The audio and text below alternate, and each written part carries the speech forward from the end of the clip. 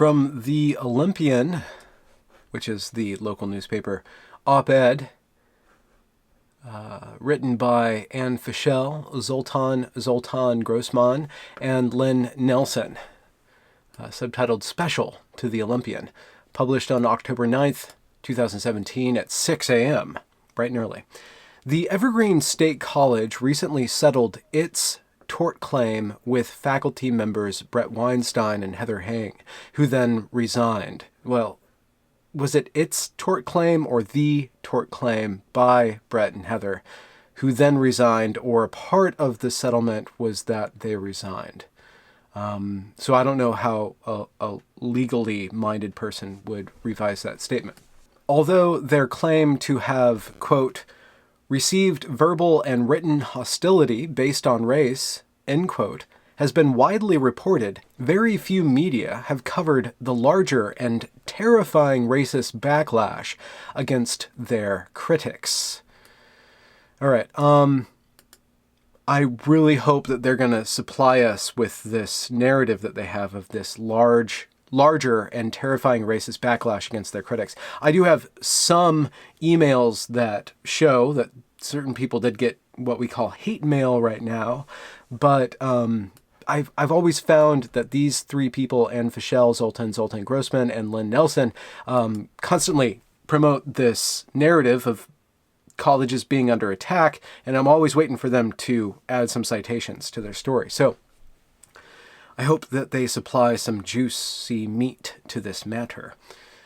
Most accounts of the Evergreen conflict leave out the quote-unquote alt-right, parentheses, far-right, groups and websites targeting the college as an obvious target. Targeting the college as an obvious target. I'm going to click this link. Targeting the college as an obvious target. Okay. Oh, The Stranger, which is the north of us gritty weekly. Go Back to the Zoo. How Evergreen State College Became a Target for Right-Wing Trolls by Anna Sophia Knopf. I'm going to click her name to see if she is actually a student of Evergreen. Nope. She reports on neighborhoods for The Stranger. Okay, so she is an experienced veteran at journalistic relations. Spring quarter at Evergreen State College is coming to a rocky close after videos of heated student protests went viral and made national headlines. Local law enforcement officials received 2 threats against the college, prompting Evergreen administrators to close and cancel classes for nearly 3 days. Soon after the campus reopened, Evergreen's president George Bridges announced, there's another link, we're going to skip the link, the college's graduation ceremony would be held at Tacoma's Cheney Stadium, rather than its traditional location on campus. Rashida Love, who has worked at Evergreen for about 9 years, says the protests at Evergreen fit in a wave of campus uprisings across the country, which I've been following. Quote, Rashida Love, our country is going through some growing pains right now, and race and equity are at the forefront, unfortunately, she said. I think all of that plays into how things have happened on our campus. I don't think that race and equity are at the forefront so much as being used to promote a certain sort of ideology at the forefront, and that ideology is basically an amalgamation of intersectional theory and this thing called consumer student culture, or that students at colleges and administrators at colleges are demanding that colleges be about student life and are promoting this idea of home, are promoting this idea of safe space, are promoting this idea of you come here and you have fun for your 4 years. These are your 4 years to really immerse yourself in fun. To continue, the police shooting of Andre and Bryson during a response to a shoplifting and assault call in May 2015 marked a turning point for racial tensions in Olympia. The shooting left Chaplin partially paralyzed. Bryson Chaplin partially paralyzed. The men were later found guilty, and the white, you have to throw that in, police officer was not criminally charged. Some Evergreen student activists rallied around the 2 men during court proceedings and protests, said Love. Naima Lowe, who has worked at Evergreen for about 7 years, became a target of right-wing ire after a video of her confronting a white female colleague and a white male colleague and another white female colleague are all in this video during the protests surfaced online. In his interview with the Rubin Report, Weinstein mentioned Lowe by name. He did. One message to Lowe was something to the effect of, well, okay, he mentioned her by name and he also showed a picture of her. There's a few pictures of her. There's one Facebook post calling white women to collect Heather's racist ass, which is Brett's wife. And then there is another Facebook post that's in the tort claim that shows Naima Lowe saying that white people need to be either giving her money or burning down a cop shop. There's a lot of things on Lowe. She's unfortunately not the best person to kind of say that she's being the target, because she's been targeting people. I mean, she's actively inciting white supremacy by accusing everybody of being a white supremacist. Despite the persistent efforts by many white people, including so-called allies, to turn the conversation about race away from a conversation about black life, away from a conversation about police brutality, and away from a conversation about the white supremacy that lives and breathes within every single white person standing here right now, I refuse to shut my mouth and let white people set this agenda. Insert video.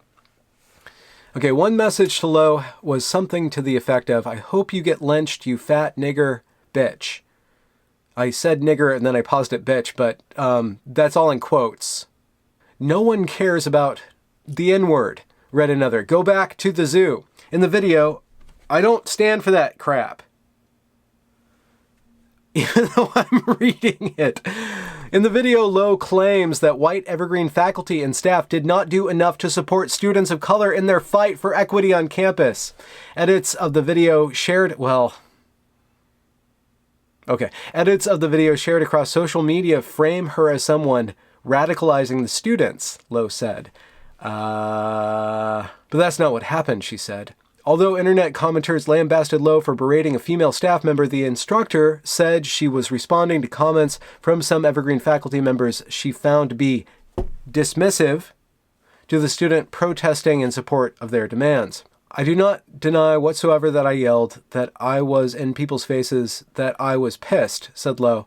What I've been experiencing for a year or more is dealing with people being really, really inactive on the equity issues students are responding to. My anger isn't coming from nowhere.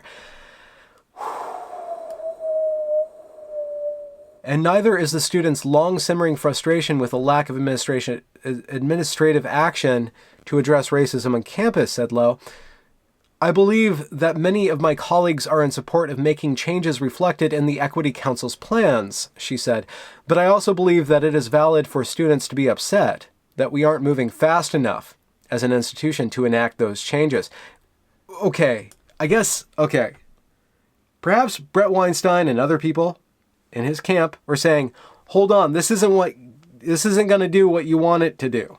Hold on, let's think this through. And Naima Lowe's like, no, we need to change right now. And look, the students want us to change right now. And I don't think the students really necessarily, if you look at their demands, right, and I went through their demands, I don't think that those are necessarily thought through with regards to how realistic the implementation can be.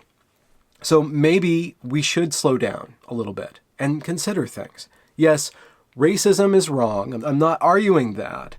I don't know if Evergreen is necessarily racist. I think it teaches its students, as I've shown in videos, that white people are racist, that all institutional structures of the West are racist. Everything is inherently racist in the West. I think that's teaching that.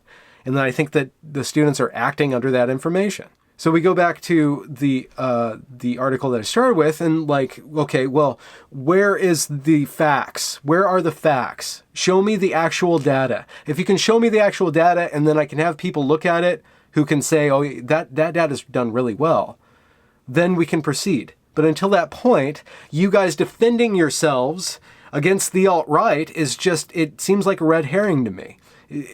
Instead of defending yourself against the alt-right, you're just defending yourselves against criticism. Okay, so that is basically the meat of the matter in the Stranger article that shows that the alt-right is targeting Evergreen. Actually, Naima Lowe personally is receiving some really despicable emails. Undisputably despicable emails. That's one faculty member receiving despicable emails.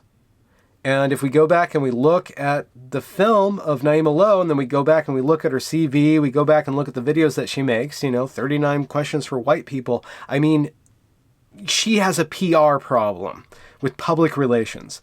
I kind of want to say, and I'm sorry for saying this, but kind of the responsibility is kind of on her for presenting herself in such a way that she's attracting a certain sort of attention because she is giving out a certain sort of vibe, right? I want to say that. And then let's go back to the other side of the Evergreen story, which is actually just a condensed version of the talking points that these three writers, Anne Fischel, Zoltan Grossman, and Lynn Nelson, published in the Huffington Post. Most accounts of the Evergreen conflict leave out the alt-right, far-right groups and websites targeting the college as an obvious target. Targeting the college as an obvious target. I don't like that phrasing. In a larger campaign to intimidate progressive higher education. If you look at data about higher education, you will see that the large majority of people in higher education are very, very, very far left. I want to go over here because this is my left, but this is your left, so we'll go over here. As in Charlottesville, they argue that their free speech is violated by crazy mobs of social justice warriors practicing reverse racism. I love how they threw in Charlottesville. Social justice warriors practicing reverse racism, like shouting down a professor saying, "You're racist, resign," when obviously he's not really racist. I don't think he's racist. I mean, you guys can judge that for yourself. We have the emails out there. You can judge yourself if he's racist or not. But that's just one instance of a social justice warriors practicing reverse racism. Conservative state legislators also propose privatizing Evergreen for suppression of free speech. Meanwhile, the Trump administration is moving to dismantle college affirmative action, claiming anti-white discrimination. I guess they're just kind of claiming this thing called discrimination. Just discrimination. So they're talking about reverse racism up here, and then they're saying that the Trump administration is championing anti-white discrimination, which is, I guess, reverse racism. This is interesting.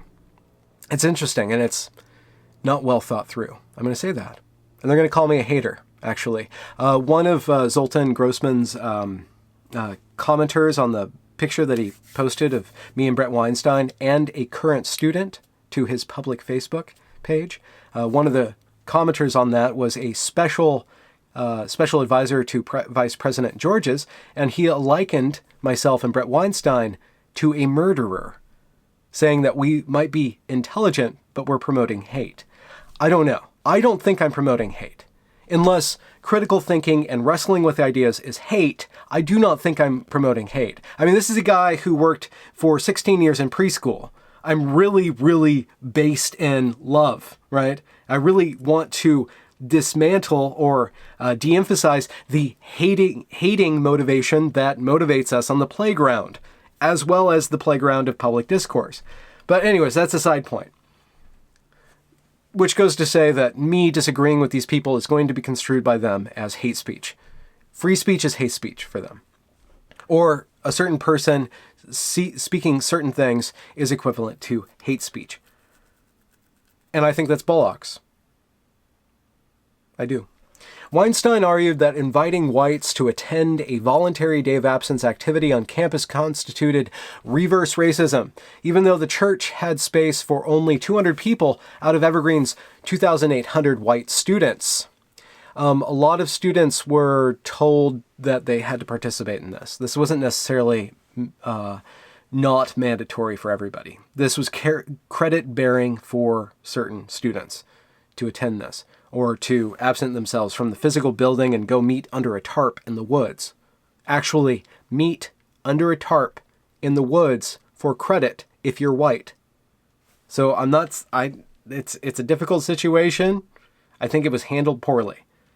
I don't think it's a good idea. I'm not going to hate on it, though. I just think it's stupid, which is not a form of hate speech.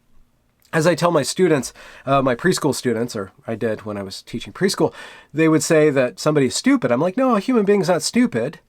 A rock is stupid. An idea is stupid. But generally speaking, human beings are the smartest things we know. Even the stupidest of us are pretty damn smart. So when I call this thing stupid, I'm not talking about people. I'm talking about the idea. On May 26th, 3 days after facing a student protest, Weinstein appeared on Tucker Carlson's Fox show under the sensational banner, "All white people leave campus or else." Since Carlson has recently gained a large far-right following, the interview predictably poured gasoline on the fire. Who started the fire? They really cleverly leave out that the students might have been, if they just say, the students weren't acting the best that they could have been acting. And we're going to work on that. We're going to work on getting these students up and ready to really confront the world and change it in a way that is conclusive to a wide variety of different people and a wide variety of inclusiveness. But I don't see them saying that. I see them saying, oh no, don't criticize us. If you do, you're a hate-filled murderer, or at least you're alt-right or conservative. I just wish that they had more balance in this narrative, because without that balance, it just comes off as propaganda.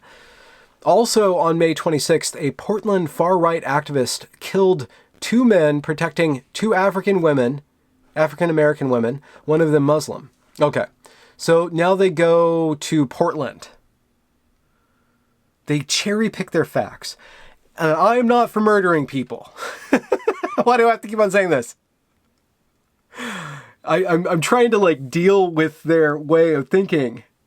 Anyways, also on May 26th, a Portland far-right activist killed 2 men protecting 2 African-American women, one of them Muslim. A month earlier, the killer had attended a free speech rally led by Patriot Prayer. I've told them this on video, so if they do watch this, they're ignoring me, or they're not watching this and making things up about me, because I know they're talking about me, and I'm not paranoid. I have data so it doesn't really matter, but I have data. Patriot Prayer kicked this guy out.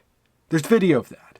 You're not with us, buddy. You're not with us. Guys, you're not with us. You're looking for problems. You're here to talk to everybody. You're giving a Nazi sign and you're saying the N-word. Not the Nazi sign. Dude, you're giving a Nazi sign and you're saying the N-word. So please go away. We're going to ask you again nicely. Please go away. On June 1st, Evergreen closed for 3 days after a terroristic threat. 2 weeks later, Patriot Prayer rallied on campus bearing racist and anti-Semitic symbols such as Pepe, the frog, and the Kekistani flag. The next day, Evergreen held its graduation off campus for the first time. As student Jacqueline Littleton observed, the Fox interview became a call to arms for internet trolls and the alt-right. Online vigilantes harassed us with hundreds of phone calls, anonymous texts, and terrifying specific threats of violence that show they know where we live and work. Okay. Here is somebody that's saying that they have proof that this happened. Here is somebody saying that they have proof that they were targeted by people. And I don't stand for that at all. Users of 4chan, they have a link, I don't want to go to 4chan, suggested ideas for attacking Evergreen. I don't want to go to 4chan, but maybe I should so 4chan doesn't come to me. Okay, I went there. Yes, I can't read that. It's too funny. Users of 4chan suggested ideas for attacking Evergreen, such as, quote-unquote, burn a cross on the campus, quote-unquote, put some signs up that say we support our white professors, epithet for black people, get out, end quote. Quote, swastika, 1418, white power, graffiti on campus, and mustard gas, please. Mustard gas. That's a World War I thing, right? If they said Zyklon, then you can construe it as Nazi. Just mustard gas, That's passé. That's World War I, dude. This was only one of many such social media pages and videos disproportionately targeting African American students, staff, and faculty. Okay, on that note, to make this personal, I've really tried to avoid targeting students. And when I do target people specifically and their ideas specifically. I focus mainly on white professors, especially white men, because I think we can go fisticuffs, even, and I don't have to get called out being sexist or racist. I can say, okay, you're an idiot. Come at me. Instead of, you're an idiot. I guess I'm a racist. I lose. I have targeted, Jesus. I have spoken about some white females, though. I love women. Love women. What about the free speech of those who are working to create greater equity and diversity on our college? Okay, I'm going to give you free speech. Define equity. What about their ability to express their academic freedom without fear of intimidation and violence? Don't be violent. Just study. It's not sexy, I know. The revolution is sexy, but just getting better as a human being and thinking smarter about things is not sexy. That's what academic freedom is. What about the education of the students whose faculty and advisors were forced to go into hiding and hold classes in secret, such as Weinstein and Haing? But I don't disagree with that. What about those people? The massacre threat, the violent backgrounds of some Patriot Prayer followers. What is the logical fallacy where you accuse a group of being evil because there's somebody who showed up to their rally who turned out to be evil? There's got to be a logical fallacy. We should call that the Patriot Portland Prayer fallacy. And the Portland and Charlottesville killings confirm the reality behind the threats.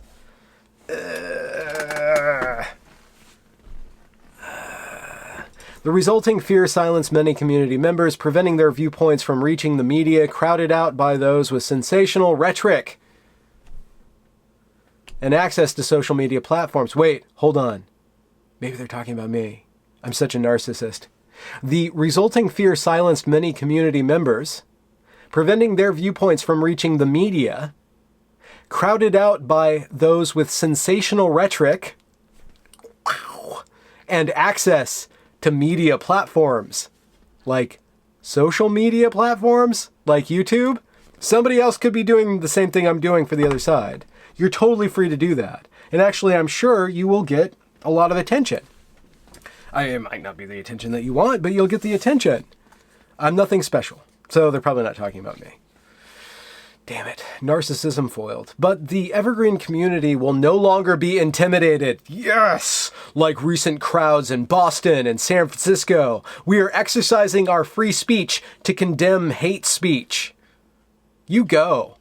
We are working to strengthen Evergreen's relatively mild equity and diversity programs. Just tell me what you're doing so I can criticize you.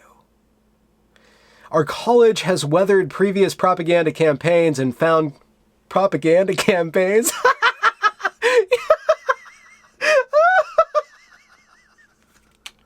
You're propagandizing. I love how they give me the kicker right at the end. Oh, it's so pleasurable. Our college has weathered previous propaganda campaigns and found creative ways to learn across significant differences. Not of opinion. Well, maybe.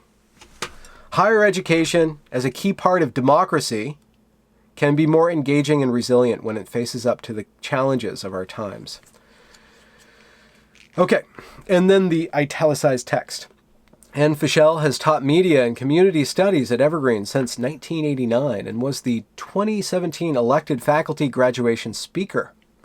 Zoltan Grossman has taught geography and native studies at Evergreen since 2005, and I actually quite respect him for his work. Not this work, but the work that he's continuing to do. Lynn Nelson is an emeritus faculty who taught sociology and environmental health at Evergreen, 1991 to 2016. Okay, that's it.